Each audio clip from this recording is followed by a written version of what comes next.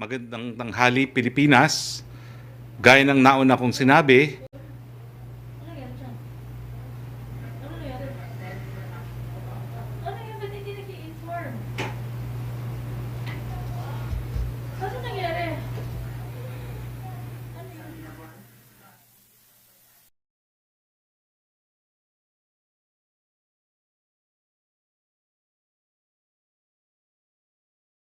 Ang pinasok muna nila. magandang tanghali Pilipinas. Gaya ng nauna kong sinabi, si Presidente Duterte ang pangunahing arkitekto ng ating pulisyang panlabas. Careful, calculated at calibrated ang foreign policy ng ating Pangulo pagdating sa West Philippine Sea. Totoo ng Pilipinas ay may territorial at maritime claims at entitlement sa West Philippine Sea, kasama na po ang mga isla na ating inaangkin. Ngunit totoo rin na ang ating claims at entitlement ay pinagtatalunan or disputed ng ibang mga bansa. Dahil dito, ayon sa international law, we have to promote our claims and entitlements and we manage and resolve our disputes through peaceful and legal means. Kasama na po dyan yung paghahain ng mga diplomatic protests. Lahat ng mga ito ay nagsisimula at nagtatapos sa negosasyon. Kaugnay nito, hindi tinatalikuran ni Presidente ang ating claims at entitlements.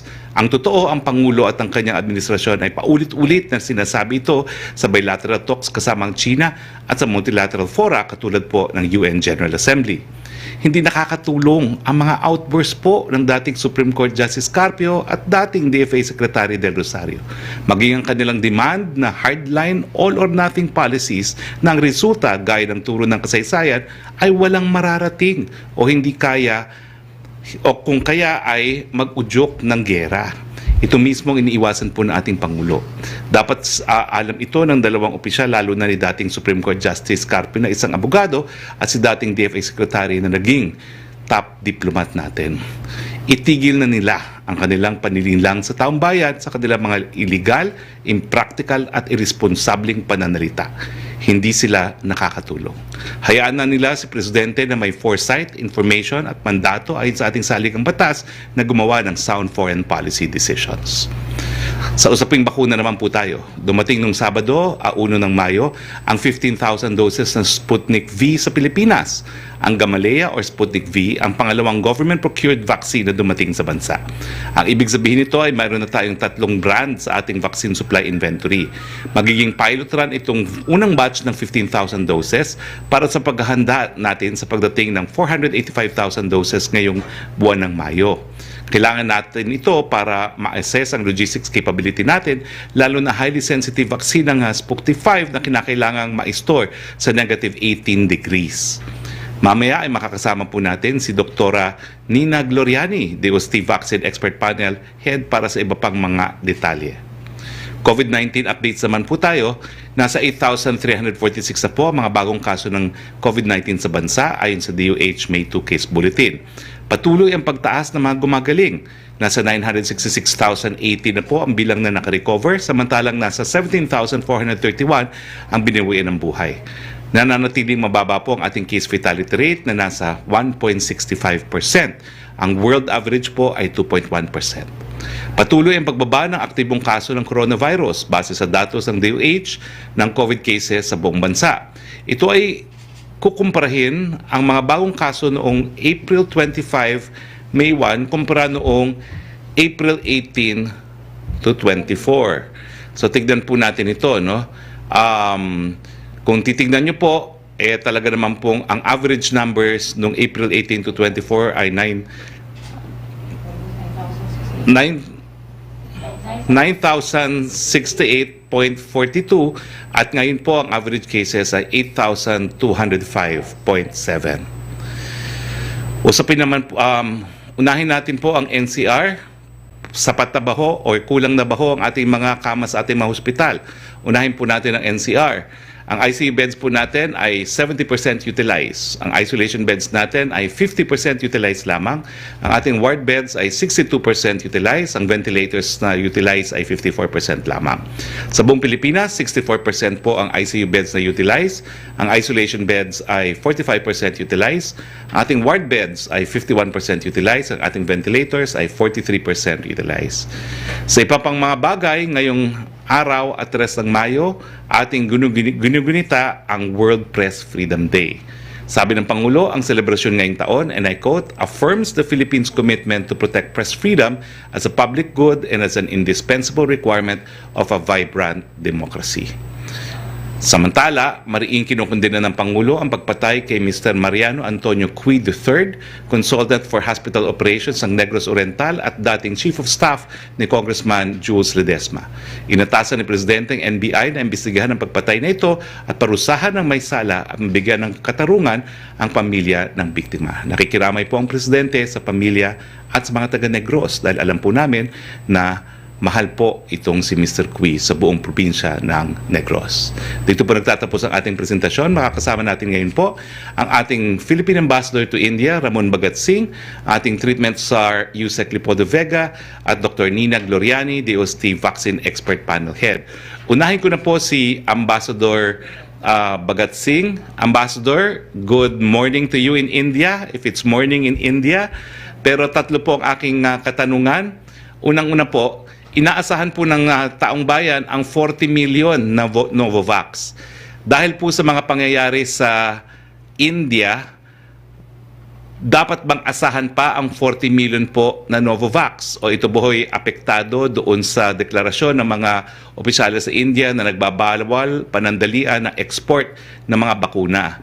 Pangalawa po, kailan po tingin ninyo magkakaroon ng repatriation dito sa Pilipinas ng mga Pilipino dahil yung travel ban po natin ay sakop po mga Pilipino. Kinakailangan po magkaroon ng ugnayan sa panig ng IATF at ng embahada kung magkakaroon po ng repatriation flight. At pangatlo, marami pong nagtatanong, paano ba ho tayo pwedeng tumulong sa India? Dahil ang nangyari naman sa India pwedeng mangyari kahit kaninong bansa.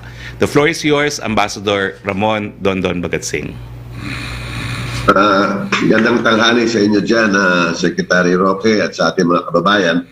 Salamat sa pagkakataon na ito na ibinigay mo sa akin para magpaliwanag ng ilang mga bagay na iyong natukoy. Unang-una tungkol sa vaccines po, under negotiations, dalawang vaccine po ang pinag-usapan dito. Ang una yung Covaxin na nagkaroon na ng EUA from the FDA and hopefully matapos na yung ibang mga regulatory requirements. No? We hope that these requirements can be expedited by the regulatory authorities there in the Philippines so that it can be brought there. So 8 million po yung Covaxin. And once all the approvals are in place, they can send it there within 1 month. Yung 30 million ng Novavax, this is a tie-up with Serum Institute of India, which is the largest vaccine manufacturer in the world, and Novavax, which is an American company. Ang brand name ng vaccine na yan ay Covax. Secretary Galvez was here last month and he was able to successfully negotiate a supply agreement between the government of the Philippines and Serum Institute. This is 30 million and the scheduled delivery there is the 3rd or 4th quarter of this year. Now, you mentioned about ban on exports of vaccines. No? The Indian government does not announce any ban on the export of vaccines. But we still have to get approval from them in order for us to send it to the Philippines. So, upon discussions with these importers, basta maliwanag ang approvals dyan sa bansa natin, they can bring it there at the soonest possible time. At sana makatulong naman yan. Yung Covaxin po is a tripartite agreement. In other words, some LGUs ordered, some corporations ordered to go negosyo, and the third party would be the supplier. So once that is settled, it will be there. The 30 million of Covax is between the government and Serum Institute. So it's up to our government to determine how this will be distributed. Now, we are aware that there are 3 phases of distribution, no? Essential services, and secondly, yung mga age group, and thirdly, yung mga bata. The same experience is being done here in India. So hindi po naman sila nagkukulang. The vaccination drive is ongoing, and now they are into phase 3, yung mga 18 years old pataas. On the repatriation, we are very much aware of the difficulties, no? Logistically difficult for us to send our kababayans home because of the travel ban, not only in our country, but in other countries as well. So even without us issuing a travel ban, there is a de facto travel ban because if you take a commercial flight, the areas that the countries that you will have to transit do not allow Indian passengers. So de facto, we cannot send them home. So we will wait for clearances, and hopefully once these clearances are secured and the ban is lifted in these countries and in our country, we can send some of our kababayans here. At hindi pa naman ganun karami, no? I mean, if we compare to what happened to Italy, excuse me, Italy and the Middle East last year, hundreds yan. Dito, hindi pa abot ng 100. My count right now is about 50 only. But each number counts, each person counts. If they want to go home, we will do everything to do so. And we have the assurance of Secretary Locsin at the appropriate time that we can send our kababayan home. And then thirdly, how can the Philippines help? I think President Duterte has already sent a letter of solidarity and support to the Prime Minister here. Other countries, there are at least 40 countries that have donated oxygen equipment and other ventilators and other medical equipment to India. Pinakamalakas siguro pwedeng ibigay natin sa kanila ay ang ating dasal, ang ating pakikiisa, ang ating solidarity at pakikipagkapwa, service to humanity. That's the best I think that we could do under the circumstances right now. Because and the whole world is aware also that we have our challenges back in Manila. Maganda yung report na ginawa ninyo so far as hospital beds are concerned. Because right here, it's extremely difficult to get hospital beds. And extremely difficult to get the oxygen needed by the patients. No? So we are fortunate in that sense that we have not, and I hope we will never reach that saturation point where we will not have all the healthcare services required of our kababayans who get stricken with COVID. Because right now here you have 19.5 million Indians who are affected, 215,000 deaths. But on the other side of the coin, you have 155 million Indians that have been vaccinated. So I hope I have answered those 3 points that you have raised, Secretary Roque. Maraming salamat, Ambassador. So ulitin ko lang po, wala kayong impormasyon na maantala yung pagdating sa Pilipinas sa 3rd and 4th quarter ng mga bakuna na manggagaling sa India. As far as the Indian side is concerned, Covaxin, Bharat Biotech, they have given a firm commitment that once all the papers are expedited on the Philippine end, then they can deliver that 8 million. Ang Serum Institute naman, September pa ang kanilang planned rollout, so last part of the 3rd quarter and the 4th quarter. So again, yung mga regulatory requirements coming from the US, WHO, etc., once that is secured, wala naman issue. And I don't think that the Indian government will give us a hard time getting authority or approval for the export to the Philippines. Maraming salamat, Ambassador Bagat Singh. Kasama po natin ang ating treatment SAR Yusek Leopoldo Vega. Sir, nakita po natin sa datos na 70% pa rin ang ating ICU beds. Pero napansin ko po dito na sa ICU beds, ang nakasulat pa rin ay 700,000 total beds pa lamang tayo. 700 pala, sorry po. 700 total beds pa lang, no? Pero kinakailangan po siguro i-update natin to para bumaba yung percentage utilization dahil ang alam ko po, yung 179 na kinumit ng private at public hospitals as a result of the PhilHealth payment at saka yung 120 na additional ICU beds na naging operational only last April 23 sa Tala po, no? So hindi pa kasama sa 700 na ginagamit natin as basis for the computation for 70% utilized. At kapag naisama po yan, bababa talaga yung ating utilization pati na ICU beds, and looking at our utilization of isolation beds, ward beds, and ventilators, mukhang we are approaching the moderate, no? Moderate pa lang dahil 60% po ang moderate, no? So magkano na ba ho talaga, ilan na ba ho talaga yung ating ICU beds ngayon?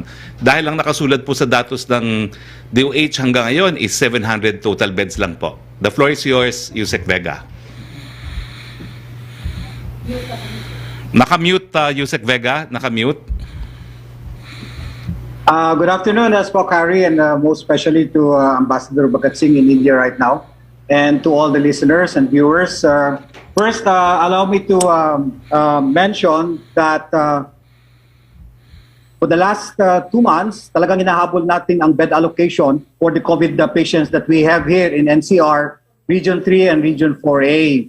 And so far, our strategy really was to open up the field modular hospitals na ginawa ho natin last November, and make sure also, the second is make sure that the hospitals will have to increase their allocation of beds, lalong-lalo na sa intensive care units, because this will directly impact with our case fatality rates. So for the last 2 months, we've been meeting with the different chief of hospitals, and I'm pleased to report, although this has to be encoded in the data tracker that we already have encoded, we have already added 1,148 a total. Before, sa March, we only had 781 na ICU beds. Now we have a total of 1,148, or a difference of 367. So malaking luwang po to, and that's the reason why bumaba na rin ng konti ang ating intensive care units compared with last month, na umaabot talaga sa high-risk category. Ito yung mga naabot between 78 and 80%. Now, it's hovering between 70-71%, kasi din, ang alam naman, intindihin naman natin na mga intensive care patients do have a longer turnaround time. Sa isolation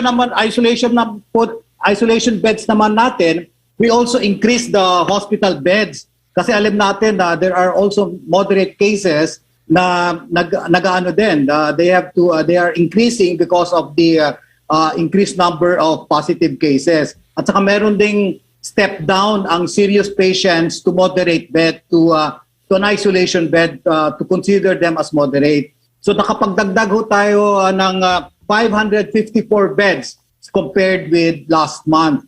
So itong ginagawa po natin is making sure na yung intensive care unit natin hindi aabot sa critical risk position, wherein it would be very hard for the healthcare workers and even the patients to access and get specialized care. So at the moment, SPOX Harry, I think we are still continuing the number of beds to be allocated for the intensive care. So far, since last month, we were able to ramp up 367 of these intensive care unit beds in the different hospitals, and aside from the field modulars. And secondly, we also ramped up the isolation beds. So we are still continuing though ng ating pagplano na kailangan talaga madagdagan ang ating health capacity. So that is the reason why nagbukas na rin, nagpo-construct na rin yung 110 modular field hospital sa Lung Center and another 220 sa National Mental Hospital. These are potential specialized units or intensive care. Bukas bubuksan na rin natin ng modular hemodialysis ng National Kidney. Ito kasi yung problema noon, hindi malaman kung saan dadalahin yung mga kidney patients natin na nagda-dialyze, since nagko-close yung mga freestanding dialysis at saka nagka-clog na sa NKTI at saka sa Jose Rodriguez Memorial Hospital.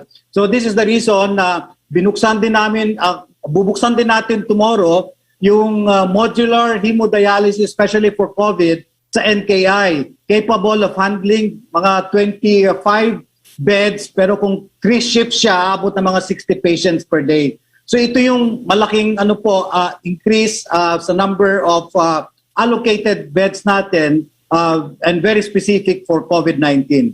Back to you, Harry. Maraming salamat, Yusek Vega.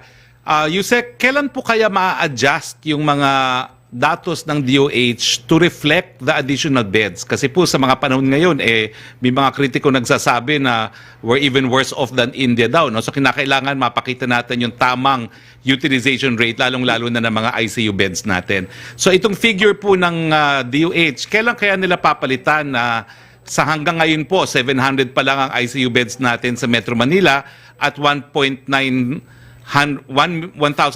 lang all over the Philippines. No, dapat po mapalitan na yan kasi sa aking initial computation, kung madadagdagan na, kung magiging 1,000 ang total beds sa Metro Manila, ang percent utilization natin ay bababa to Hindi ko na-compute. Pero I'm sure it will go down to around 60% or even less, no?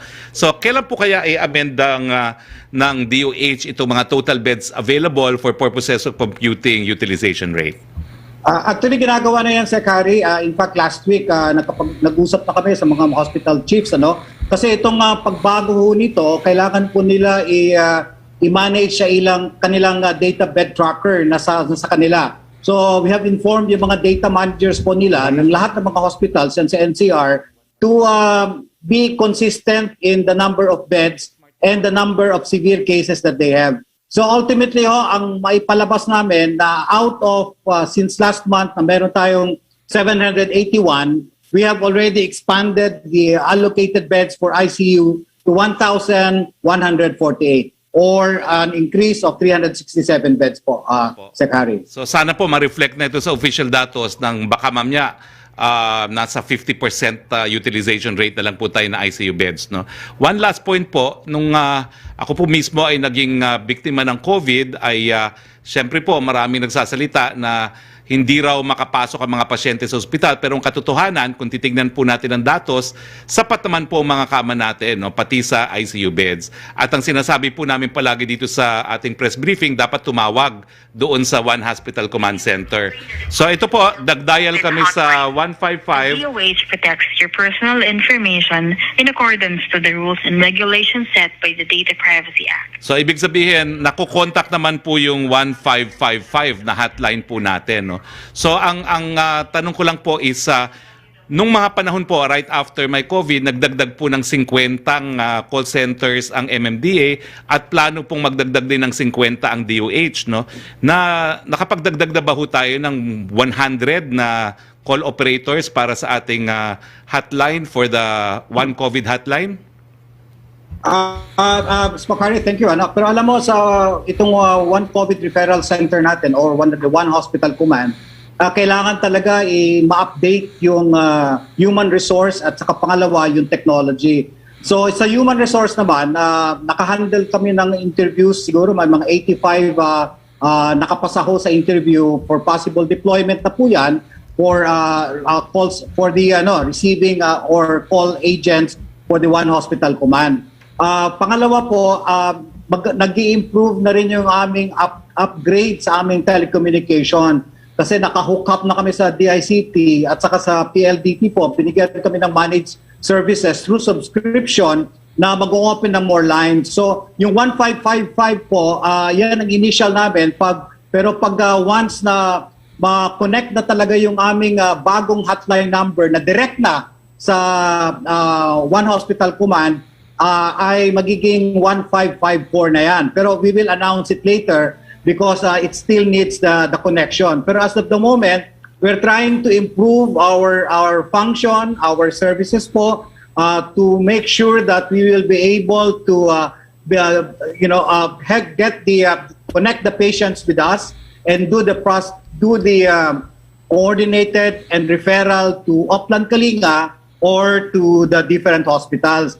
Ngayon pong month na to, we have already made an agreement with PICC na lilipat ho kami doon because the MMDA complex is becoming small for the number of workers and the number of new gadgets that we have for the command. So siguro po mga middle of May, we will transfer and we will be able to provide you a better service and a better functionality. Kasi we hope na this will not just be for COVID, but even in post-COVID, we will have a national referral system all over the Philippines connecting the different hospitals, LGU, for access and even for financial services that are needed by the patient. Well, congratulations sa USEC dahil sa totoo lang po, sinusundan po talaga namin yung capability na makontak ng One Hospital Command Center at kanina po, pinarinig naman namin na sumasagot po ang 1555. Hindi gaya ng siguro mga 1 month or 2 months ago na busy ang lahat. So congratulations, Yusek Vega. At again, ang reminder po natin sa ating mga kababayan, kung nais nyo pong malaman kung saan kayo pupunta, tumawag lang po kayo sa mga numera ng One Hospital Command Center dahil kung hindi po talagang mangyayari sa inyo na baka mapuntahan ninyo, puno na po yung COVID bed allocation nila. So tawag lang po sa One Hospital Command Center. Kasama rin po natin, maraming salamat Yusek Vega, ngayon si Dr. Gloriani. Siya po ay isang miyembro ng DOST Vaccine Expert Panel, Dr. Nina Gloriani. Ma'am, ang tanong ko po, dumating na yung ating 15,000 trial order para sa Gamaleya Sputnik V, pero pagdating, may balita na tila hindi po inaprubahan ng Brazil na nasa top 5 in terms of COVID cases itong Sputnik V. So, paano po natin may explain yung desisyon ng ating expert panel group na payagan at yung desisyon ninyo na ligtas at epektibo ang Sputnik V? The floor is yours, Dr. Gloriani. Magandang hapon, Secretary Roque, at kay Ambassador at kay Yusek Vega at sa lahat po. Ang Gamaleya COVID vaccine na Sputnik V po ay in-evaluate ng vaccine expert panel very thoroughly for safety, immunogenicity, and efficacy. In fact, nakapag-release na po kami yung information about that sa DOH bago po nung pinag-uusapan nila ang pag-roll out nga nitong unang 15 to 20,000 doses. So malinaw po, actually marami po kaming hininging mga datos na pinadala naman nila, like yun nga sa safety. Sinabi nila na nagkaroon ng mga ganitong adverse events, may namatay. Hiningi po namin lahat ng datos na yon at binigay po nilang lahat yon. So in fairness po, it was the most comprehensive parang set of documents that we received from these vaccine companies, no? So ngayon, yung issue po naman dito sa Brazil, akalang po nga po, ang Brazil ay may ginawang pagsusuri experimentally tungkol dito sa sinasabi nilang nagre-replicate yung virus, pero binasehan lang po nila ay yung mga datos na merong sinasabing threshold. I don't know kung paano ko po ma-explain yun in a not technical way. Yung threshold ng posibleng merong konting replicating viruses pero hindi necessarily nakita yon. So yun po ang pinag-uusapan. Mukhang na misunderstand po nung Brazilian, but of course we are closely monitoring ano magiging explanation on both sides. Pero sa palagay namin wala pong issue. Kasi yung mga ibang mga countries, at least we have 3, in real world conditions, wala pong naging problema sa safety or even sa efficacy nitong mga bakuna na ito. So masusi po nating susundan ano talaga ang mukhang meron pong hindi nagkakaugnay din sa hanay ng mga nasa Brazil kasi meron din pong mga espesyalista, mga immunologists and other scientists na nagulat na mukhang may hindi naintindihan dun sa mga dokumento ng Sputnik V. Yun po, Secretary Roque. At Dr. Gloriani, di ba po sa lahat ng bakuna na pinag-aralan ninyo, parang Sputnik V lang ang pinuntahan mismo ng mga miyembro ng expert panel yung manufacturing facility. Tama ba ho ito? Hindi po kami pumunta dyan. Hindi po.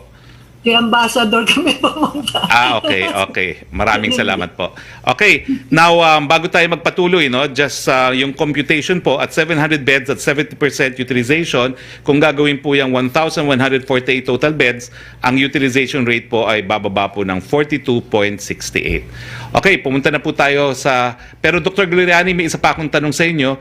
May mga kritiko na nagsasabi na mas malala pa raw ang Pilipinas kesa sa India. Tama ba ho ito? Naku, unfair naman po yan. In fairness, ang ating mortality rate ay mababa. Maaaring tumaas ngayon and we attribute that to the variants po. So, medyo naging lax din po ang ating mga mamamayan. Yan yun, nung nag-umpisa yan. Kasi tinignan din po namin, no? Sinusundan namin, nag-flatten tayo ng epidemic curve. Tapos by February, March, ayun, umakyat na naman po. Kasi marami na rin pong naging lax. So I think that is unfair to say that. And siguro hindi naman din kasi yung sa India naman nangyari dahil din po siguro yung kanilang mga religious festivities tas yung kanilang double variant ngayon na we hope wala pa po sa atin. Mukhang malakas yung tama nung double variant na yon in terms of higher talaga po ang transmissibility niya at base do sa mga naging press releases ng kanilang mga eksperto actually kagabi, no, sinasabi na kahit mga bata ay medyo severe, medyo ibang klase po sigurong variant ito than what we would normally get from yung UK, yung South Africa. Medyo kakaiba po. So, hindi ko po makakumpara yung Pilipinas at yung nangyayari sa India. Last na, ma'am, no?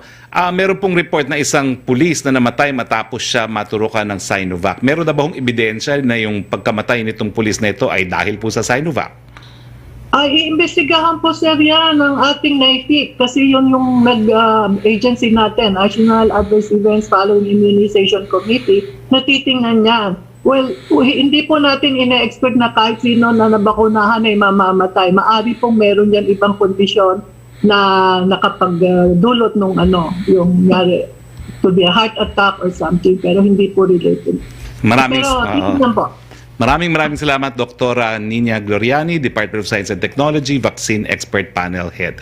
Pumunta na po tayo sa ating open forum. Yusek Rocky, please. Yes, good afternoon, Secretary Roque, sa ating po mga bisita. From NJ Blanca Flor of Daily Tribune, President Duterte signed the 1.3 billion pesos free Wi-Fi project into law in 2017. Will he include an update on the project in his last State of the Nation address this July?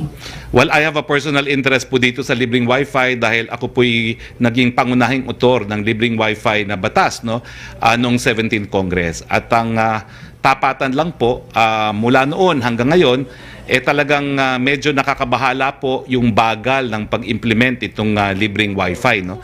Sa katunayan po, dapat magbibigay po tayo ng 120,000 na libreng Wi-Fi site, no, sa buong Pilipinas, at mga 10,000 lang po ang meron tayo ngayon, no?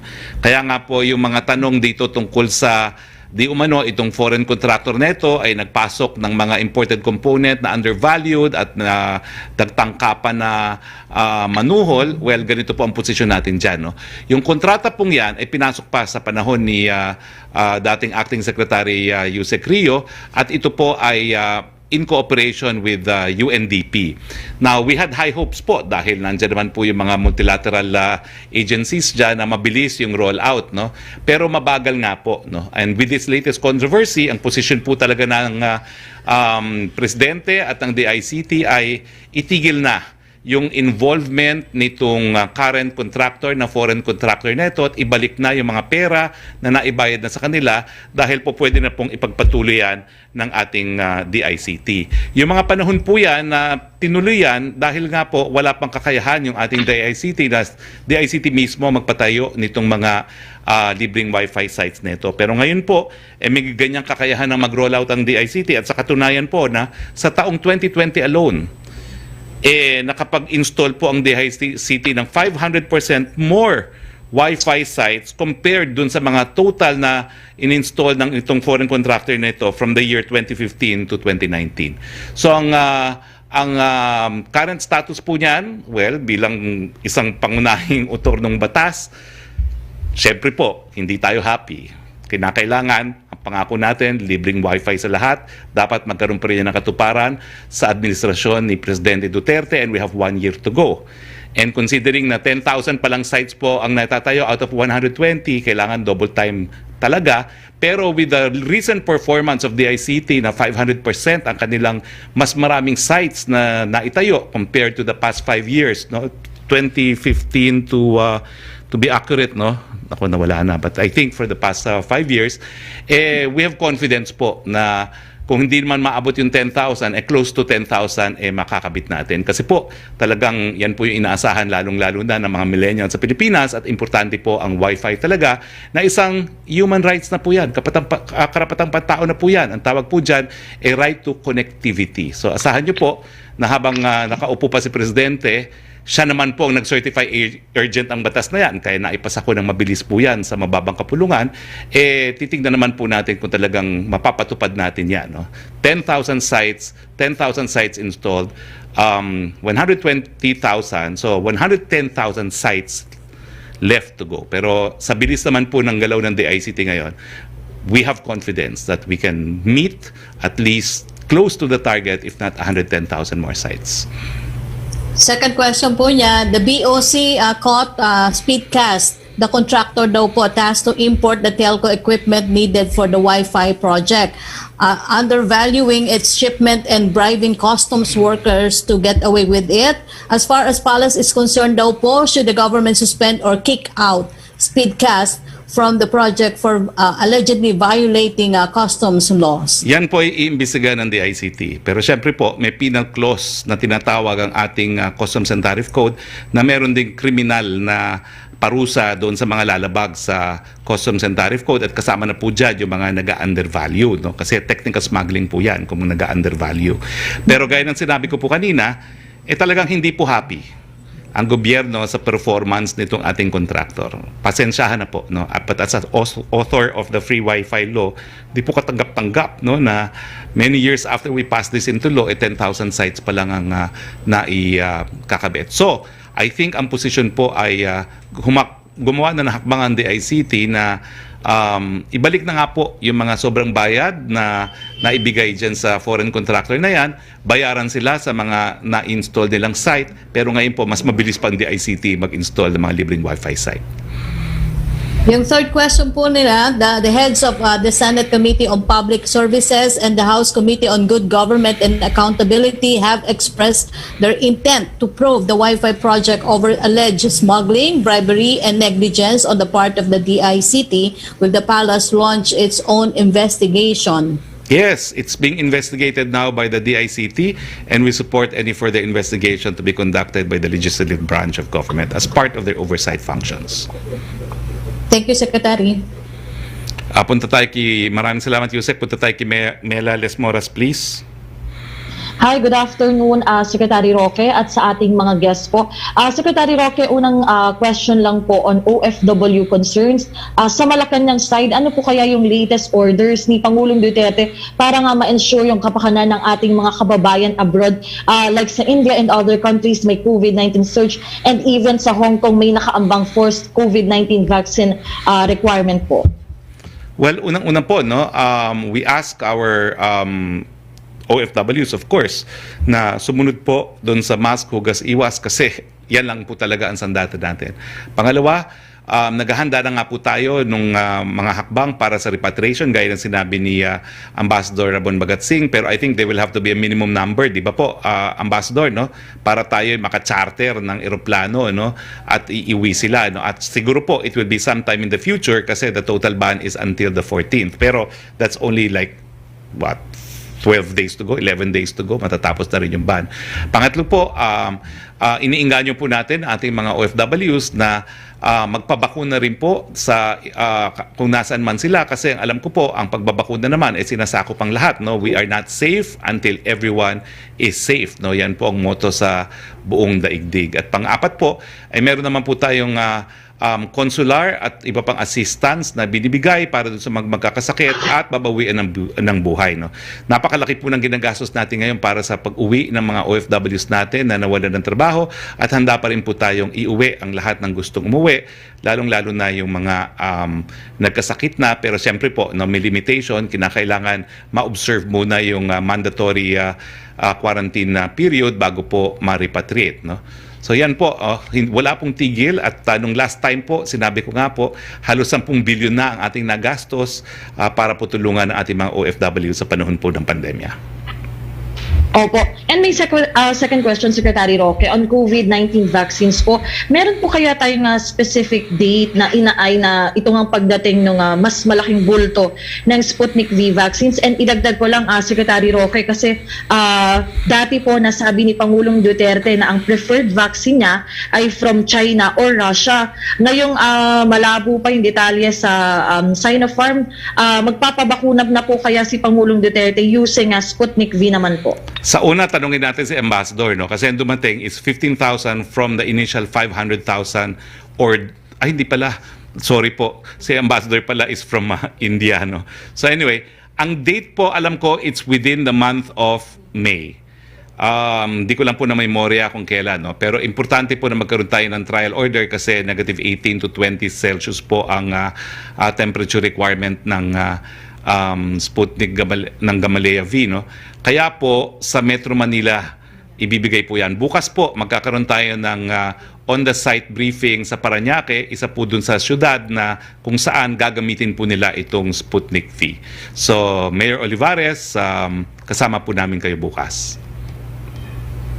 Opo. And sa pagbabakuna lang po, sir, ni Pangulong Duterte, may chance Tatanungin ko kaya po na siya. Sputnik V po? I'm happy to announce that finally, I am allowed to attend the meetings with the President in person, and tatanungin ko po siya mamaya if he will now consider Sputnik V. Opo. Panghuli na lang, Secretary Roque. So, ibig sabihin po ba may talk to the people mamaya? Meron po, meron po. And I'm looking forward to it because isang buwan po ako hindi naka-in-person attendant sa mga talk to the people. Okay. Salamat po, Secretary Roque, at sa ating mga guests. Salamat, Mela. Punta tayo kay Yusek Rocky, please. Yes, okay, Secretary. Tanong mula kay Chris Jose ng Remate Online. Paki-clarify daw po and expound yung sinabi nyo last Friday that food and personal care establishment can operate beyond 10% capacity if they comply with JMC number 21-01 or 2021 daw po ito. I think joint memorandum circular ito.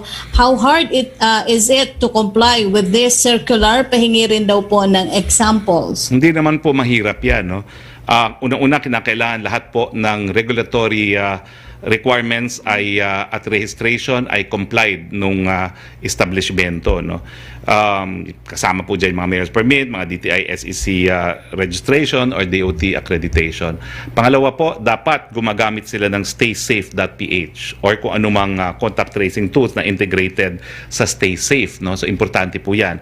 Pangatlo, kinakailangan meron silang kakayahan at napatunayan ng kakayahan na magpatupad ng minimum health standards. Kasama na po yung limitation sa seating at saka yung sa ventilation. Importante po yung ventilation. Yung engineering, alteration ng establishments to promote ventilation. At meron po kasing certification process yan.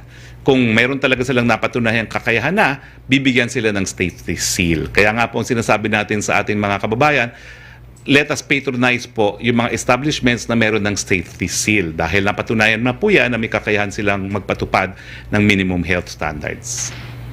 Okay. Yung yung susunod pong tanong ay mula kay John Punsala ng ABS-CBN online.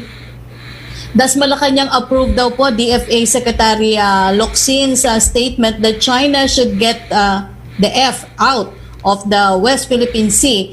Is the use of expletive a signal that the Philippines is changing its rhetoric and diplomatic tactic against Beijing? Hindi po namin pinaghihimusukan ang karapatan ng malayang pananalita ni Secretary Locsin.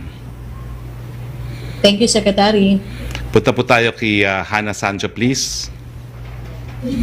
Hi, Secretary.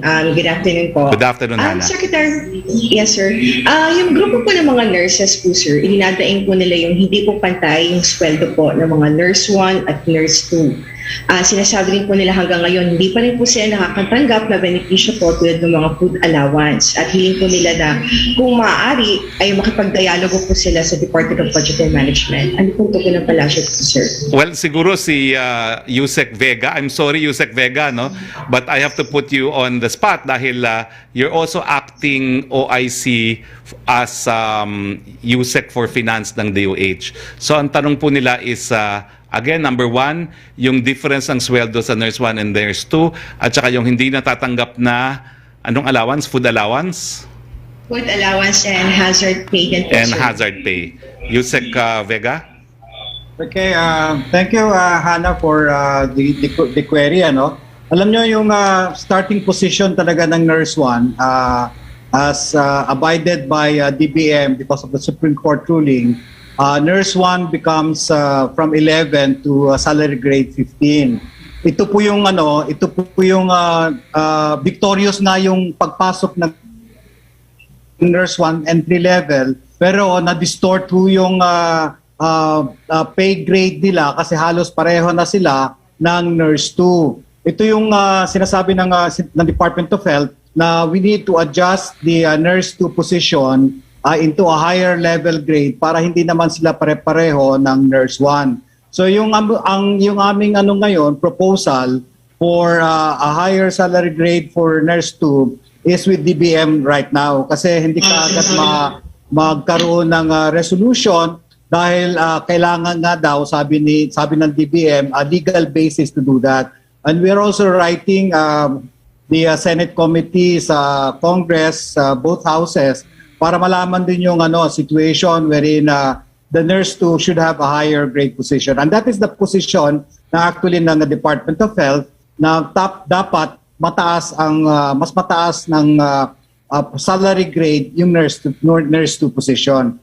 Ayun naman dun sa food allowance, kung lahat ng mga regional centers at saka regional health offices at saka regional centers po under the Department of Health, binaba na ho namin, sinapalat na namin yan since last year, yung food allowance. Pero yung sa corporate facilities, lalong-lalo na dito sa Metro Manila, Heart Center Kidney Institute, gusto ho nila ang disbursement po noon, yung lalo na yung food provision into food allowance. So sinasabi na po namin to na sinabi ng COA sa amin na kailangan talaga may imprimatur ang President for converting a food provision to a food allowance. So ang sinulatan na ho namin yung Office of the Executive Secretary po tungkol nga dyan. And secondly, we have already talked with the Alliance of Health Workers na sinabihan po namin that the only way to do that for provision to cash would be through the Executive Secretary, through the President. So yun yung ngayon. These are the issues pending. And for the hazard, alam nyo, yung since last year, nabigay na namin yung hazard and even the special risk allowance. Tapos na ho yun. But what we are asking for DBM right now is the hazard pay from January to June of this year. So we're asking a budget for that because hindi na kinaya ng Bayanihan 2. So we're hoping that we will be given that provision from DBM. So ano na ho namin, we can actually easily download yung hazard pay and the special risk allowance. Alright, thank That's you. all. Thank you, Hannah. Yusek Baga, no need na po ba na magsagawa pa ng dialogue yung Philippine Nurses Association with the DBM po? We had a dialogue last Saturday with the Nursing Association, and they invited DBM pero wala yung DBM doon. So probably they will ask DBM to honor their invitation the next time around. All right, thank you, Yusek Baga. Secretary, meron pong tanong dito. Israeli ambassador said they cannot donate excess vaccines to the Philippines because of contracts with pharmaceutical companies. What are the options of the government? So far po, we may have to talk to the manufacturers to allow it, no? Kasi it was their condition, no? Pero we'll see po, anything can be agreed upon naman po, no? Sir, last question ko na lang, sir, regarding dun sa Hong Kong, sir. Mandatory po na kailangan yung mga OFWs, kailangan po nila magpa-vaccinate ng COVID-19 vaccine. Sinasabi kasi ng consul na parang sinisingle out lang po daw yung mga OFWs natin. And sinasabi din ni Foreign Secretary Locsin, dapat lahat ng nationality, hindi lang Filipino. Ano po posisyon ng Philippines? Because sinasabi din ng DOLE, sir, daw hindi sagot ang OFW sa planong mandatory ng COVID-19 vaccination ng Hong Kong sa foreign domestic workers po. Well, we go with the statement of Secretary Locsin, of course, no? Alam niyo po, ang Equal Protection Clause is not just a provision in the Philippine Bill of Rights. It is accepted already in the International Covenant on Civil and Political Rights. At sakop po ng kanyang applicability ang Hong Kong. So sana po, wag i-single out ang ating mga Filipino OFWs, bagamat we recognize yung sovereign prerogative na i-require ang bakuna.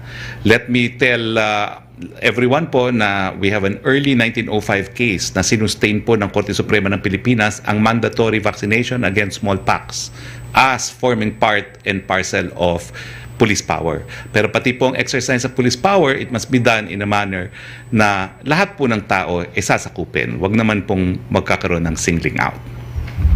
Alright. Thank you, Secretary. Maraming salamat po, Hana. And Hana, buti na lang nandito si Yusek Vega. Actually, ang request ko lang po, yung mga factual questions ay ipadala nyo po ahead of time because I would not have known how to answer your question. Buti na lang po nandito si Yusek Vega. So please submit po ahead of time your factual questions para mapadala natin sa appropriate line agency. Okay, we now proceed with Yusek Roque, please. Yes, thank you, Secretary. Tanong mula kay Laila Salaberry of Inquirer para po kay Ambassador Bagaching. Could you provide lang daw po updates sa COVID-positive Filipinos in India? How are they doing and what kind of healthcare are they receiving in light of the crisis in the country? Salamat, Yusek Roque. No? So far, we have received about 73 cases COVID positive na Pilipino dito sa atin. And sa tulong ng PhilCom, what we have done is to create,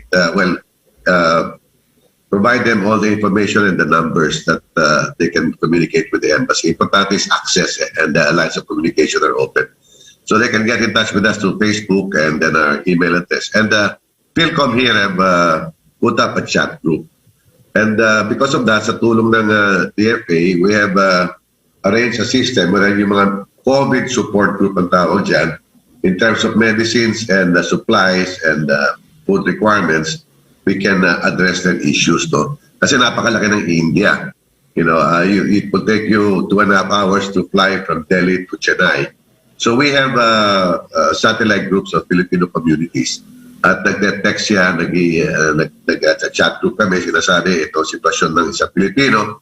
So yung mga Pilipino sa lugar na yun na nagtutulungan and the embassy provides as much support as we can on our own.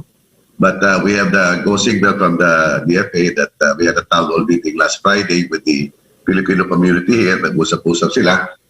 At makita naman ng DFA ang pangangailangan ng ating mga babae. Tanda naman tumulong.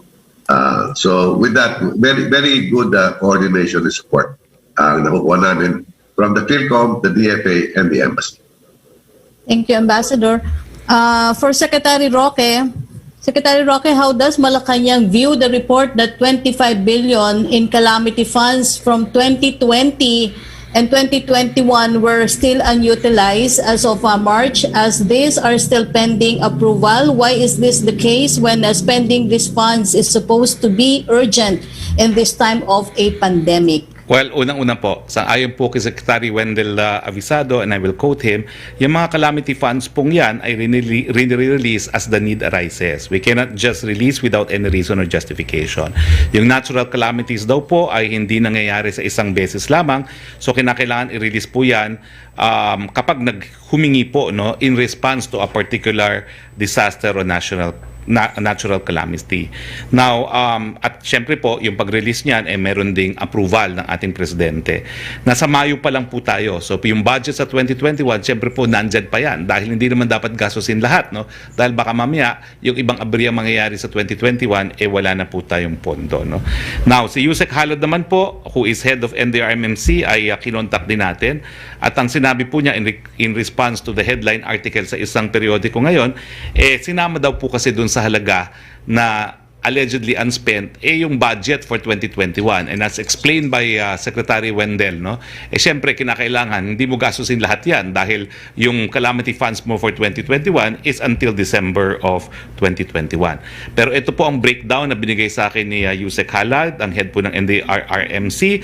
Sa 2021 po, 20 billion ang budget nila, inclusive of 13 billion regular NDRRMF funds, 5 billion Marawi Rehabilitation Fund, 2 billion insurance premium for government assets against calamities. Ang naaprubahan po ng OP ay 2,818,792. Ang balanse po niya is 15,181,27. Now, ang on-process po mga proyekto na popondohan ay 8.23 billion. No? Tapos meron din pa po silang identified need from effects of Typhoon Quinta, Rolly, Ulysses na 35 billion. No? So makikita natin na in fact kulang yung natitirang pondo for 2021 for what is needed as a result of Quinta, Rolly, and Ulysses of 31 billion. Pagdating naman po doon sa 2020, 16 billion po yung budget ng NDRMMC, nagkaroon po ng augmentation, naging 22 billion 794 698, less OP approved 20 billion 771 925. Ang balance lang po nila is 2 billion 22. So parang bloated po yung nasa pahayagan na hindi po ginagastos na natural calamity funds. Siyempre po, hindi gagastosin lahat dahil kinakailangan mag-save ng pondo para sa darating na calamity funds at yun nga po, no, marami ring mga kinakailangan pa para sa Quinta, Rolly at Ulysses. So wag po kayong maalala, magagastos po lahat yan. Opo, yung second question po niya, what will it do to fast-track daw po the release of the funds, especially since it is relying on the 2021 budget to stimulate the economy? Let me correct you po, no? Kasi as Secretary Wendell says, the release of the funds, hindi po pinag-aawayan yan. It's been released to the appropriate agency. Ang appropriate agency po for the calamity funds is NDRMMC. Yung pag-release naman ng NDRMMC has to be in response to a specific natural disaster. So, at saka subject to OP approval. At nung mga figures na binasa ko po, nagpapakita na wala naman pong delay na masyado. No? Siyempre po, may paperwork. Alam niyo naman talaga yan. Ganyan talaga sa gobyerno. Hindi ka pwedeng gumastos-gastos ng walang compliance with the COA requirements. No? Pero hindi po naman totoo yung lumalabas na balita na para bagang ang dami nang nangyaring abirya na andyan ang katutak na pera na hindi naman po nagagastos. Thank you, Secretary. Yes, Trish Tiradov, CNN, please. Hi, good afternoon, SPOX, and to Yusek Buongvega and to Dr. Lina po. Sir, first lang po, since you mentioned about foresight, but of course, this is on a different topic, I just wanted to ask where the IATF is in terms of planning or handling the COVID response in light of the new variants, because we understand there are some efforts to increase the number of beds, isolation facilities, but is the IATF already at the point of anticipating or having some sort of foresight?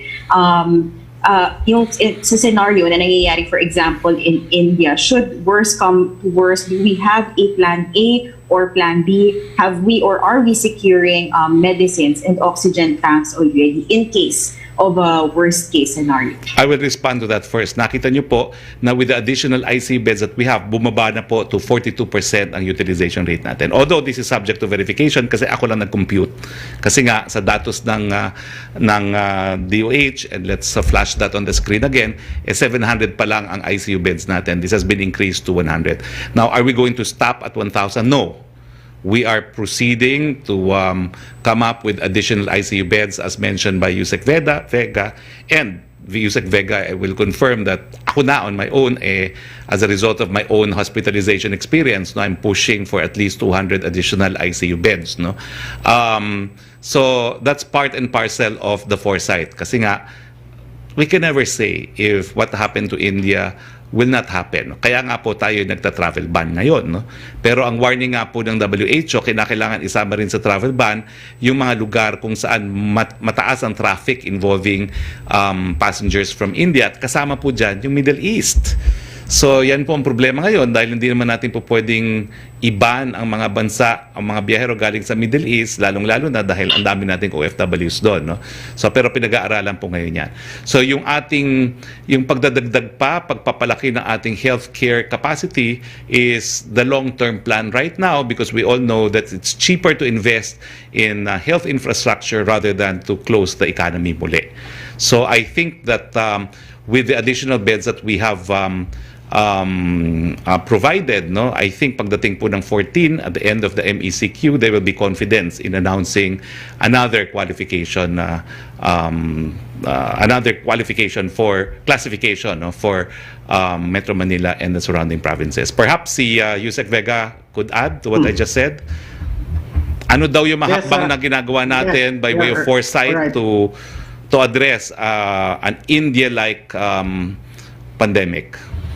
Okay, thank you, Tricia. Thank you, Spock Harry. For foresight, you have to deal really with certain strategies on different platforms. The first is the suppression of the virus. I think the IATF is very well ahead in terms of making sure that the virus will not spread, will not replicate to an extent that we will be having a hard time in terms of our capacity. Nakita naman natin na we are always looking into the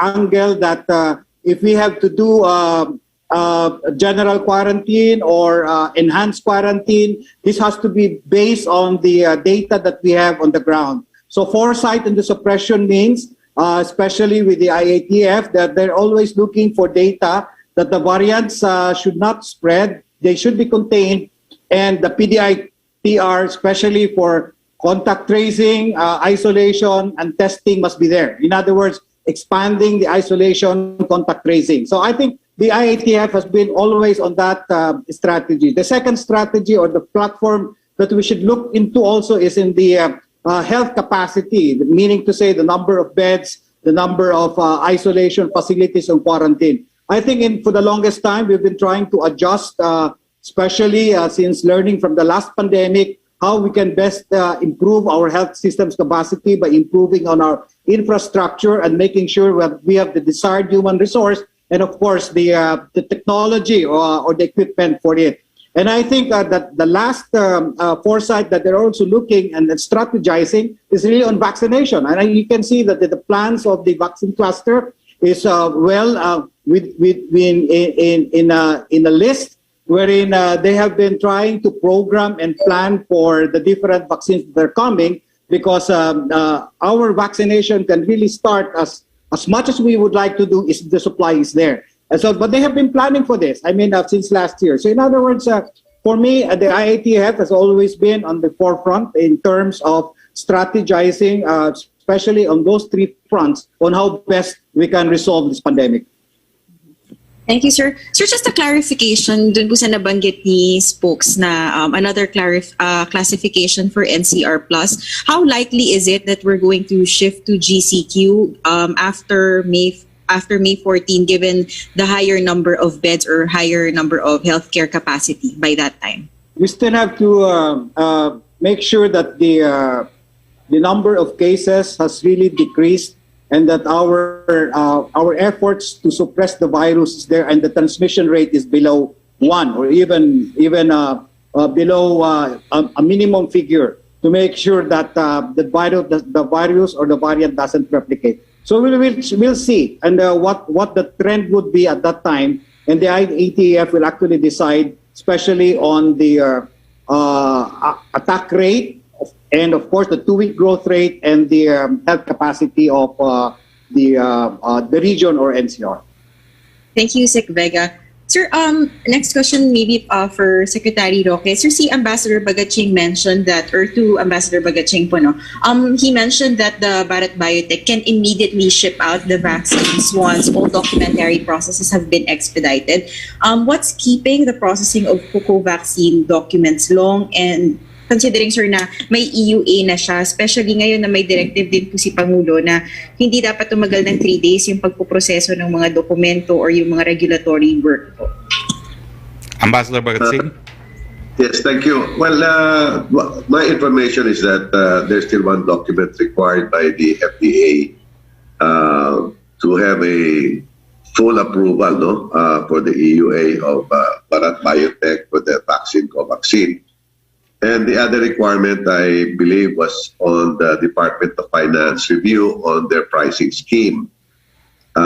So if those two hurdles are settled, then the orders can be made and the shipments can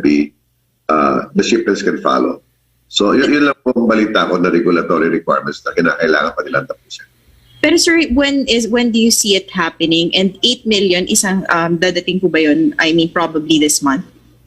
Well, as I said, it's a moving target. Ang guarantee lang sa akin is once full approval is secured, then we can roll out and export the vaccines there. And the point is, here in India, anything related to vaccine, and no offense to anybody, anything related to vaccines, cures, medicines, etc., the regulatory process is expedited, so that approval is secured right away. And the bottom line, whatever medicines are out there, equipments that are necessary, it goes straight to the recipients, the patients, and the families who need this kind of medicines. So just a point lang, Tricia, no, if you don't mind, Secretary, just to give you a perspective here. From October last year to March, the cases of COVID here was 5.9 million. This whole month of April, the COVID cases was 6.9 million. In other words, in 1 month's time, they had 6.9 million compared to 6 months from October to March, 5.9. So yan ang nakakabulaga. And they were really caught unprepared. Sabi nga ni Modi, this is once in a century crisis. So if there's anything, lessons that we can learn, just consider that, no? And the cases of death, from November to March, the cases of death was 40,800. In 1 month, this April, cases of death, 48,700. So you could just see how overwhelmed the healthcare services were. So, tuloy-tuloy pa rin ang vaccine. Going back to your point, tuloy-tuloy pa rin ang vaccine.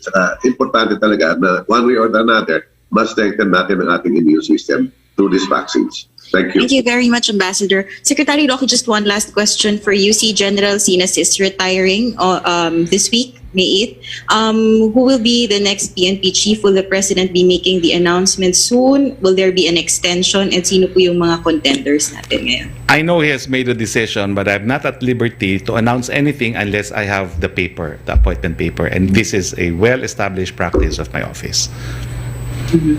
Thank you, spokes. Thank you very much, Trish. We go back to Yusek Roque, please.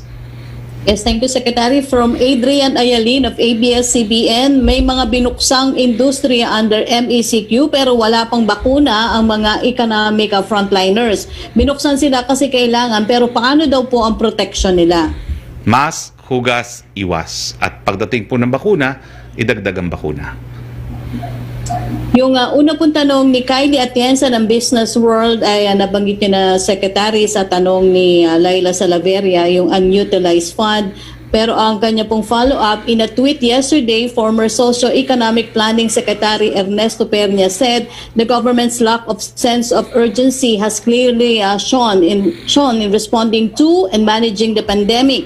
He said the health system hardly improved and pandemic response spending is the lowest in ASEAN. Wala ba po daw sense of urgency ang administrasyon sa gitna ng pandemya? Does the administration plan to fast-track the release of the unspent calamity funds? Well, una-una po, no? Hindi naman po talaga unspent calamity funds yan kasi meron po talaga nakareserba. Ulitin ko po, nakareserba talaga yan dahil Mayo pa lang may mga darating pang mga aberya. Now, pangalawa po, nakita nyo naman po yung expansion natin na ating healthcare capacity. Gumagawa tayo ng modular hospitals, na-increase natin na ICU beds at magpapatuloy po yan. No? Hindi po tayo titigil. No? At pagdating po sa lack of sense of urgency, sa tingin ko naman po, dahil lahat po tayo ay merong mga kamag-anak na po pwede magkasakit, ako nagkasakit na, hindi po naman tama na walang lack of certainty dahil lahat tayo nais nating to spare as many of our family and friends from this vicious virus. Thank you, Secretary. Okay, Melo Acuña, please. Good afternoon, Secretary. This is for you and for the good Ambassador Bhagat Singh.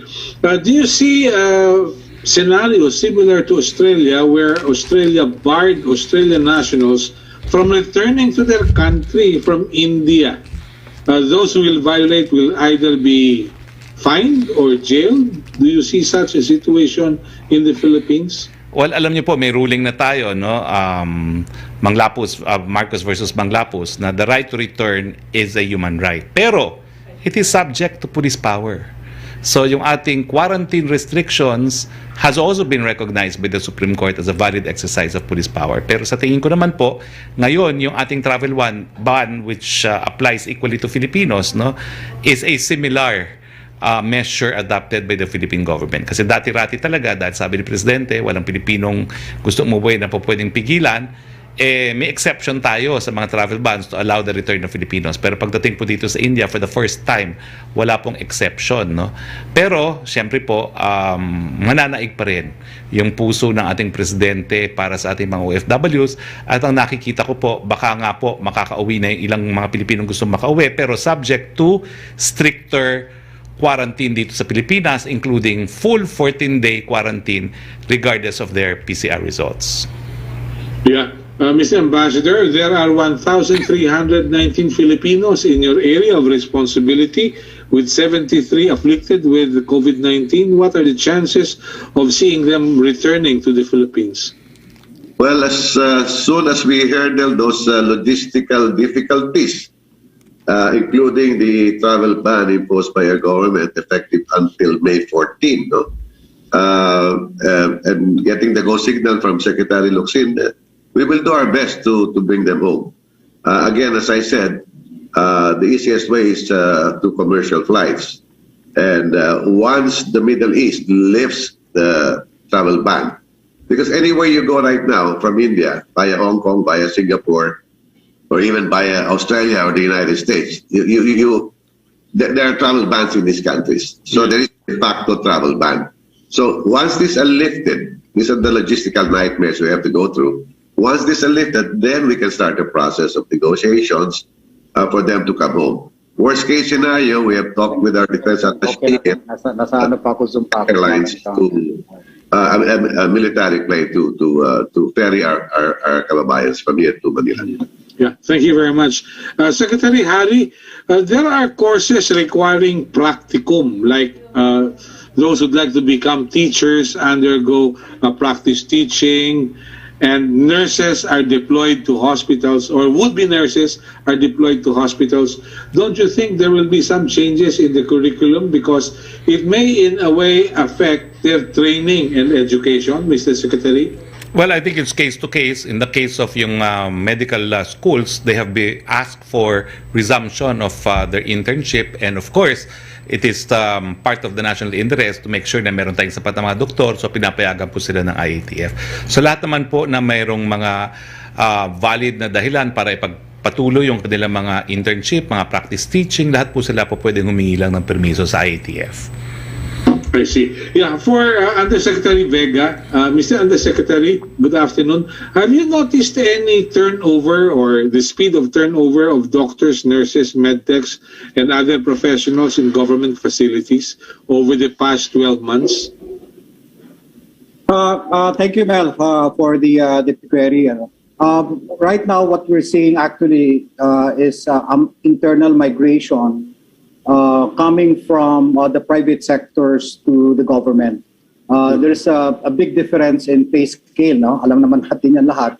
So in the last, I think last year and even the last few years, we have seen this kind of a transition, an internal migration, mostly from private institutions to government, because the government has a higher pay scale compared to the private. I see. So no problem with manpower. Right now, in terms of manpower, that's really a challenge because not only are we dealing with internal migration, but there is also external, yung talagang pumupunta abroad because they have already the contracts on and so forth. And the challenge really here, especially with in a setup wherein you need specialized units, ito yung highly skilled personnel. And, when you deal with highly skilled personnel like nurses and even doctors, they need to have some training. And this is actually what some hospitals are doing right now to cope up with the gaps. Talagang they're trying to put in the necessary, halimbawa, training in the intensive care units, and this will nabigyan sila ng CME units for this, so that they can also, this will also be a gauge whether they can apply in a higher level position, or even go for work abroad or in government. So there's a very dynamic really with changes in the human resource, especially among nurses and doctors here in the Philippines. Maybe next time we can come up with figures so that we will have a clearer picture, Mr. Undersecretary. Yeah, yes, we can do that. Yeah. Thank you very much. Thank you. Have a nice day. Thank you very much, Melo. Thank you very much. Thank you. Punta naman tayo kay Joseph Morong, please. Joseph Morong. Secretary. Yeah, okay. Sir, go ahead. Akala kayo yan. Okay ba muna? Okay, Secretary, ano? Go ahead, Dr. Roque. Okay. From Jenaline Cabiling of Manila Bulletin, Secretary Roque. Go ahead, go ahead. Has the President reached out Chinese President Xi Jinping to demand the pull-out of the Chinese ships in the West Philippine Sea and ease the tension? Will the President consider revising his calibrated and calculated foreign policy on the West Philippine Sea and ask for outside help after China ignored the Philippines' protest against unlawful presence of their ships in our territory? Let me check that the President was ignored. No, that's not true. Dati po almost 200 ata yung mga barko dyan. Ngayon, kakaunti na lang po ang natitira. Kaya nga po ang pakiusap natin, tuluyan na ang lumisan sa lugar na yan. Now, let me also clear na yung pinag-uusapin natin ngayon, bagamat kabahagi ng Philippine claim to the Kalayaan Group of Islands, has never been in the possession of the Philippines. Para pong sabay na may claim tayo na hindi naman natin na-possess.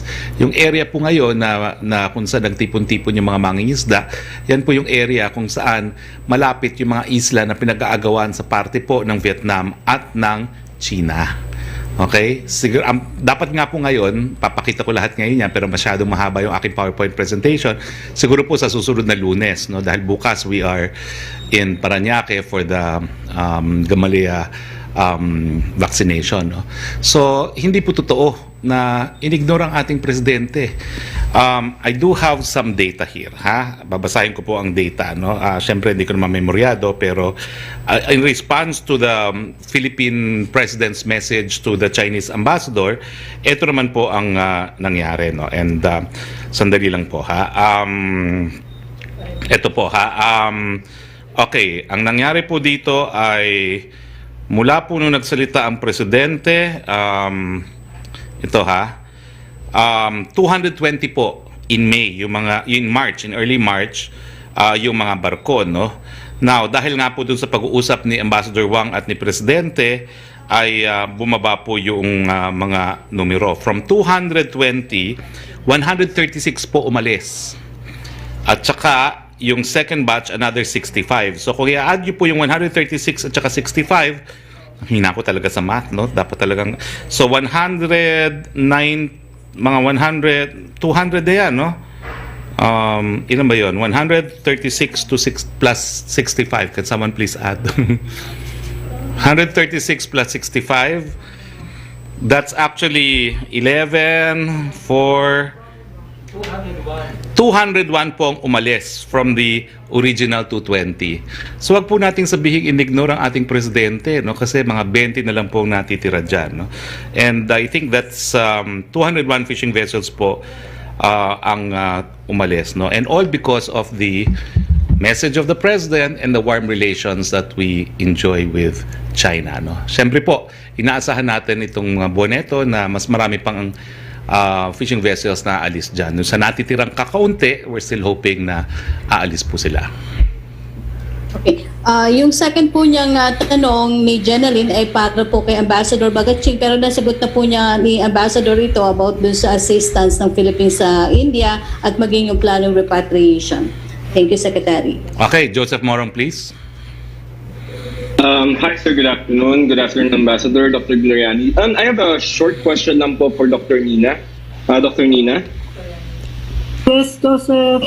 Sir, ma'am, good afternoon na po. Ano po, how are you doing? Ma'am, yun pong sa Sputnik lang, yung pong recommendation, kanino po ito pwedeng gamitin? Is this beyond 59 or hanggang 59 lang po? Beyond. 18 above. Wala siyang meron silang datos sa elderly. So pwede po kahit mga hanggang sa senior na. Yes. Sige, ma'am, salamat po for your time. Secretary Roque, can I go to Yusek Vega, please? Dr. Vega, good afternoon, sir. Sir, my question is about your figures po. Yun pong nabanggit natin na mga figures ng increases sa ICU and isolation beds. These are NCR figures, sir, no? And by May 14 po kaya, sir, how many ICUs and isolation beds and ward beds should we have by May 14? Kasi you mentioned 367 yung additional ngayon and we need to update the DOH data drop, and then plus 110 sa private and 120 sa Tala. By May po, ilan po kaya tayo yung total natin? Thank you, Joseph. But to put it in perspective, the HCUR, which is actually parang aggregate of the sum utilization of the intensive care units, isolation beds, and the mechanical ventilators, is now low. It's 57%. So medyo maganda na yung HCUR natin from the NCR. Ang nakikita namin ngayon, with an increase in the number of beds for the intensive care units, umabot na kami ng 1,148 or additional of 367 compared with last month of 781. Okay? Pero on ground, the total number of patients that we have for the intensive care unit right now is 850 pa rin. Kasi matagal ang transition time nun eh. Tapos may pumapasok pa before they can be discharged. So definitely we still have about mga 70-71% ang ating HCUR there doon sa kung disaggregated sa intensive care units. Yes, but generally, we're now hitting 57%. All right? In terms of the number of, by May 14, in terms of the number of added intensive care units, we expect probably 50 plus or minus intensive care units to be added in our different facilities. That is assuming, Doctor, that the rates of infection remain, no? Hindi siya tataas more than what we are having right now. Yes, right. Ganito kasi yan. If at this present setup that we have, in terms of this pandemic, wherein you average 8,000 to 9,000, ang aming computation through FOSTER and reported by ATF is you need a minimum of at least 300 more ICU beds. And we were able to do that at 367. However, that's the minimum. To make sure that we have a buffer for this number of beds, you must hit 1,000, at least 1,000 beds for the buffer for this average number of new cases that we have. So, ang ginagawa po natin, because putting up an ICU, it's something, it's not an overnight thing. You need to prepare for it because these are specialized units needing technology, human resource, and definitely of a space that is that would have the necessary equipments and of course oxygen supply. Yes, sir. Sir, yung pong computation nyo, 367 na dagdag natin, 110 private plus 120 from Tala, that will only give you 597 ICU so far. Yeah. So, tama po ba yun? We're not saying, Joseph, the 367 is coming, 110 coming from the private. Wala akong sinabing figure. Wala akong sinabing figure. The total, I'm only saying, the total number of ICUs that we were able to scale up and generate since last month is 367 to include mostly on the private, public sector and some private. But wala akong I don't have the figures kung ilan yung sa different. Basta total yan 367. Sir, by May 14, does that the current level that we have for ICU, no, because this is very critical for the patients, does that give you a confidence na we can relax to GCQ by May 14 if we have this amount of number of isolation, ICU beds? Does that give you parang kaya ba natin mag-GCQ given this number? Ganito kasi yan. If there is an increase in the number of active cases, magla-lockstep yung increase in the number of patients needing isolation and intensive care unit. So yes, the most important factor that we should be doing is suppression of the virus, meaning a very aggressive testing, contact tracing, isolation. Because if we can suppress the virus to even with a transmission rate of less than 1, then the number of ICUs that you would like to be having is there. Kasi hindi, konti na lang yung papasok eh. So with the lessening or the decreasing amount of cases that we have in the next several days, mas maganda yon because we are now better prepared compared with last month. Sir, thank you for your time. Secretary Roque, same question. With the current level of ICU, does that give you or the IATF the level of confidence to think of GCQ? Because you've always said that we have to balance, economy and then health. Well, there is a reason po why we are in fact taking concrete steps to improve our healthcare capacity. Kasi itong healthcare capacity po is one important indicator for either the lowering or the hiring of community quarantine. So kung wala ka sa critical at kung wala ka man lang sa moderate, and right now, kung tama yung computation namin at 50%, ni wala ka sa moderate healthcare capacity utilization, then that's one factor in considering a decrease in the community classification. Now, ang babantayan natin yung 2-week attack rate, daily attack rate, at yung R0. And so far now, ang R0 natin is doing good. The world standard is 1, and I think we have achieved that. So if we are able to maintain our R0, if we are able to maintain yung attack rate na hindi classified as critical, and we are able to improve our healthcare capacity, then there is a distinct possibility pursuant to the formula adopted by the IATF that we would have a different quarantine classification, but of course the IATF is a collegial body. It will have to be made by the IATF as a body. Different classification, you mean GCQ, sir? No? Well, there's basta po ma-maintain natin yung ating R0 at mapababa pa rin natin yung ating mga attack rate at magpatuloy po itong additional healthcare capacity natin, yan po naman, sang-ayon sa formula, may warrant GCQ, but that's a decision to be made by the IATF as a collegial body. Sir, sa budget lang, si Yusek Juven ng DOF, nasa laging handa siya.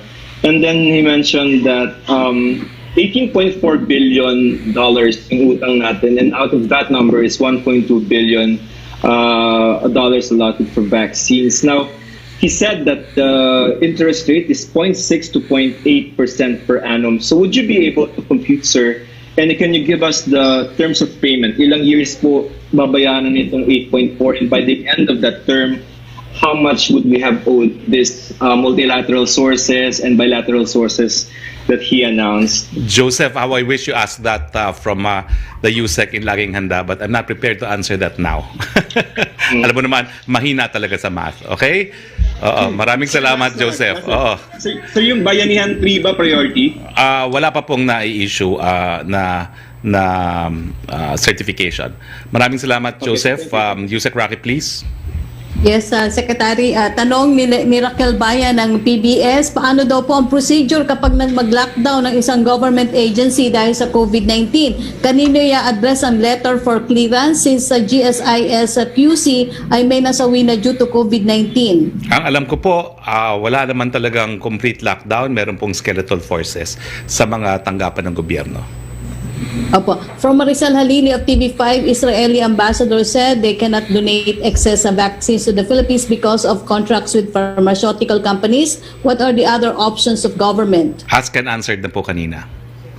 From Eileen Taliping of Abante Tonight, hinarang umano ng Nayong Filipino Foundation Board ang plano na magtayo ng temporary vaccination center sa nakatenggang property nila sa Entertainment City kahit may endorsement na ang NTF at ni Department of Health Secretary Duque para sa planong walk-in at drive-thru vaccination facility sa sandaling ilarga na ang maramihang pagbabakuna laban sa COVID-19. Ang mga kumokontra daw po ay appointees umano ng Malacanang sa board. Ano daw po ang masasabi ng palasyo? Pagbibigay, alam ko na po ito kay ES as our primus inter pares, and he would still have jurisdiction over trustees of government-owned and controlled corporations.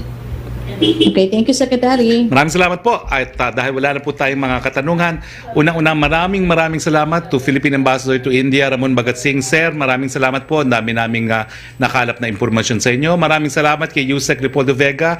As usual, Yusek Vega, wag po sana kayo magsawa na maging guest sa aming press briefing. At kay Dr. Nina Gloriani, thank you very much, ma'am, of the DOST Vaccine Expert Panel Head. Maraming salamat, Yusek Rocky. Maraming salamat sa ating mga kasama sa Malacanang Press Corps. At syempre po, maraming salamat sa inyong lahat sa inyong patuloy na pagtangkilik sa ating press briefing. Sa ngalan po na ating Presidente, Rodrigo Roa Duterte, ito po inyong SPOX Haring nagsasabi, kaya po natin to at malapit na po ang Merry Christmas. Magandang hapon po sa inyong lahat.